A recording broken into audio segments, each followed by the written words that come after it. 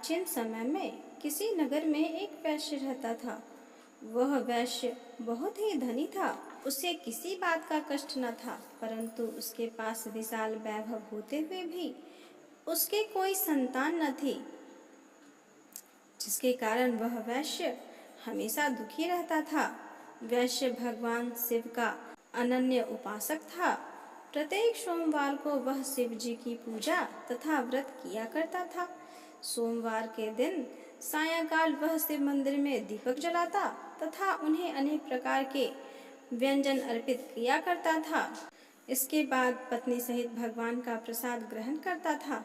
उस वैश्य के भक्ति भाव को देखकर पार्वती जी दयाद्र हो गईं और शिव जी से बोली, हे नाथ, यह वैश्य प्रति सोमवार को आपका पूजन कितनी श्रद्धा से करता है।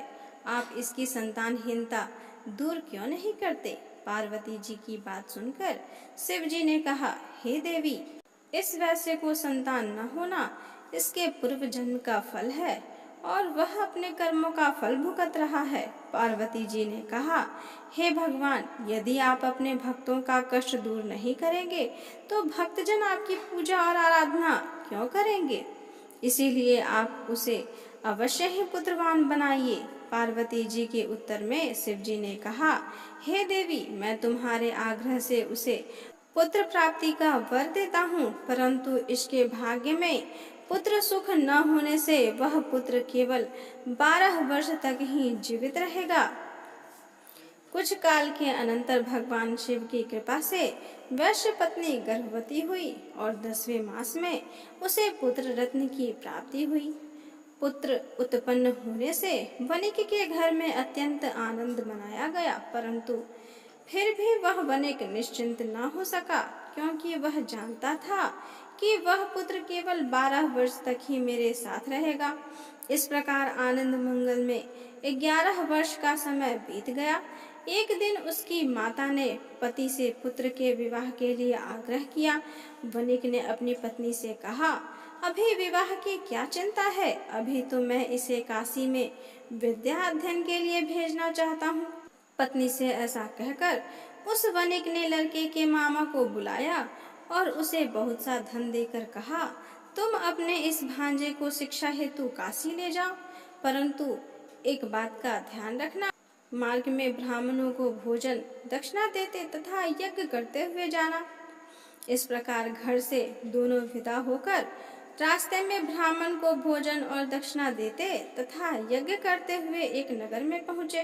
संयोग से उस नगर के राजा की कन्या का विवाह उसी दिन था। कन्या अत्यंत सुंदर और सुलक्षणा थी, परंतु जिस राजकुमार से विवाह होने वाला था वह एक आंख का काना था। वर के पिता को इस बात की बहुत चिंता थी। जब उसने वणिक के उस सुंदर पुत्र को देखा तो उसने उसके मामा से कहा, यदि आप अपने भांजे को कुछ समय के लिए मुझे दे दें तो आपकी बड़ी कृपा होगी। विवाह के पश्चात मैं इसे आपके पास वापस भेज दूंगा और आपको बहुत सा धन दूंगा।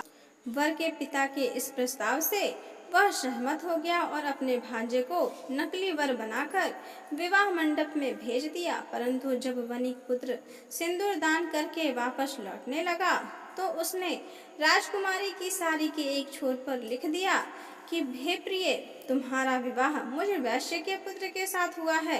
अब मैं पढ़ने के लिए काशी जा रहा हूँ। अब तुम्हें एक नकली वर के साथ विदा होना पड़ेगा, जो कि एक आंख का काना है और वह तुम्हारा पति नहीं। इतना लिखकर वह वैश्य पुत्र चला गया। विदाई के समय जब राजकुमारी ने अपनी साड़ी पर वणिक पुत्र द्वारा लिखित बात पढ़ी तो उसने राजकुमार के साथ जाना अस्वीकार कर दिया और उत्तर में कहा, यह मेरा पति नहीं है, मेरा पति तो वैश्य पुत्र है जो इस समय पढ़ने के लिए काशी गया है। राजकुमारी की बात सुनकर उसके माता पिता सोच में पड़ गए और वर के पिता द्वारा किए गए छल से दुखी हुए और कन्या को विदा न किया। बारात खाली हाथ वापस लौट गई। उधर वे दोनों वणिक काशी पहुंच गए। वहां जाकर वणिक पुत्र विद्या अध्ययन तथा उसका मामा यज्ञ संपादन में लग गया। इस प्रकार कुछ ही दिनों बाद लड़के के 12 वर्ष पूरे हो गए। उस दिन यज्ञ हो रहा था। लड़के ने अपने मामा से कहा, आज मेरी तबीयत ठीक नहीं जान पड़ रही है, इसीलिए मैं सोने जा रहा हूँ।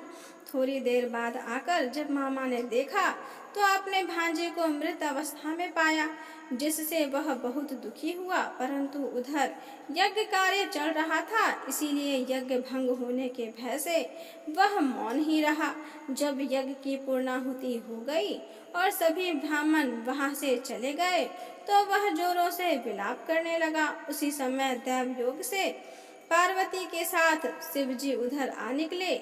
उस विलाप को सुनकर पार्वती जी का मन दयाद्र हो उठा और वह शिव जी से बोली, हे भगवान, आपके वरदान से उत्पन्न बालक मृत हो चुका है, इसका क्या कारण है? शिव जी बोले, हे देवी, यह बालक अपनी पूरी आयु समाप्त कर चुका है और अब वह मृत्यु को प्राप्त हो गया है, इसमें मैं क्या कर सकता हूँ? पार्वती जी ने कहा, हे शिव जी, आपने जिस प्रकार कृपा करके इसे 12 वर्ष की आयु दी थी, उसी प्रकार अनुग्रह करके इसे जीवन की पूरी आयु प्रदान कीजिए, नहीं तो वह वैश्य इसके वियोग में अपने प्राण छोड़ देगा। पार्वती जी के आग्रह से शिव जी ने उस बालक को जीवन दान दिया और स्वयं पार्वती जी सहित शिवलोक को चले गए। इधर शिव जी से वरदान पाकर वह बालक जी उठा और कुछ दिनों बाद अपने मामा के साथ अपने घर को प्रस्थान किया। वहां से चलकर पुनः उसी नगर में आया जहां उसका विवाह राजकुमारी के साथ हुआ था। वहां उसने यज्ञ कराकर ब्राह्मणों को भोजन और दक्षिणा दी। ब्राह्मणों द्वारा राजा को यह सूचना मिली कि काशी से एक वैश्य पुत्र आया है जो ब्राह्मणों को भोजन और दक्षिणा दे रहा है। राजा उसे देखने के लिए गया। वहां जब राजा ने प्रत्यक्ष रूप से अपने दामाद को देखा तो उसकी खुशी का ठिकाना न रहा। वह उसे आदर पूर्वक अपने महल में ले आया। कुछ दिनों तक आदर भाव करने के बाद अपनी पुत्री को धन देकर विदा किया। वह वणिक पुत्र अपनी पत्नी और मामा के साथ अपने नगर को चला। जब वे लोग घर के समीप पहुंचे तो उसके मामा ने कहा, तुम लोग यहीं रुको, मैं घर जाकर आने की खबर देता हूँ। इधर इस बालक का पिता अपनी पत्नी सहित छत पर बैठा था और मन में संकल्प करके रखा था कि यदि मेरा पुत्र काशी से लौटकर नहीं आएगा तो हम दोनों यहीं से कूदकर अपने प्राण गंवा देंगे।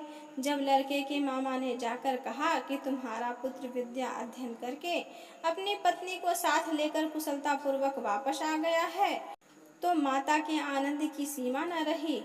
उन लोगों ने अपने पुत्र और पुत्र वधू का स्वागत किया और नियम पूर्वक सोमवार को व्रत रखकर शिव जी की पूजा करने लगे। जो व्यक्ति सोमवार को व्रत रखकर श्रद्धा पूर्वक शिव पूजन करते हैं और इस कथा को पढ़ते और सुनते हैं, वे निश्चय ही सभी कष्टों से मुक्त होकर मनोवांछित फल प्राप्त करते हैं।